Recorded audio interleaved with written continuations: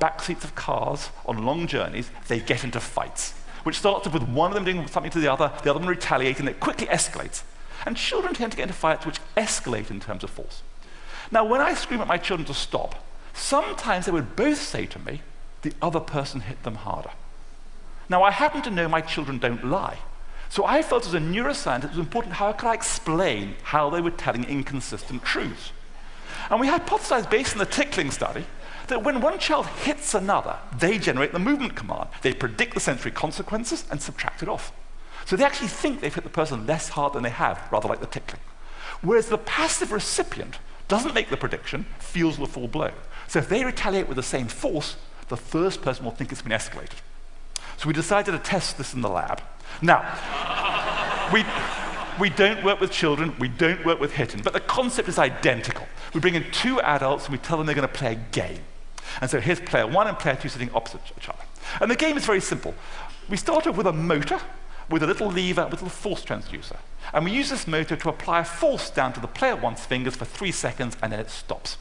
And that player's been told, remember the experience of that force, and use your other finger to apply the same force down to the other subject's finger through a force transducer. And they do that. And player two's been told, remember the experience of that force, use your other hand to apply the force back down. And so they take it in turns to apply the force they've just experienced back and forward. But critically, they're briefed about the rules of the game in separate rooms. So they don't know the rule the other person is playing by. And what we can measure is the force as a function of turns. And if we look at what we start with, 1/4 of a Newton there, a number of turns, perfect would be that red line. And what we see in all pairs of subjects is this: a 70% escalation in force on each go. So it really suggests, when you're doing this, based on this study and others we've done, that the brain is cancelling the sensory consequences and underestimating the force it's producing. So it really shows that the brain makes predictions and fundamentally changes the percepts. So we've made inferences, we've done predictions, now we have to generate actions.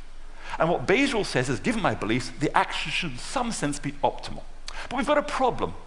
Tasks are symbolic. I want to drink, I want to dance. But the movement system has to contract 600 muscles in a particular sequence, and there's a big gap between the task and the movement system. So it can be breached in infinitely many different ways. So think about just a point-to-point movement. I could choose these two paths out of infinite number of paths. Having chosen a particular path, I can hold my hand on that path. There's infinitely many different joint configurations. And I can hold my arm in a particular joint configuration, either very stiff or very relaxed. So I have a huge amount of choice to make. Now, it turns out we are extremely stereotypical. We all move the same way, pretty much. And so it turns out we're so stereotypical, our brains have got dedicated neural circuitry to decode the stereotypy. So if I take some dots and set them in motion with biological motion, your brains have circuitry to understand instantly what's going on. Now, this is a bunch of dots moving. You will know what this person's doing, whether they're happy, sad, old, young,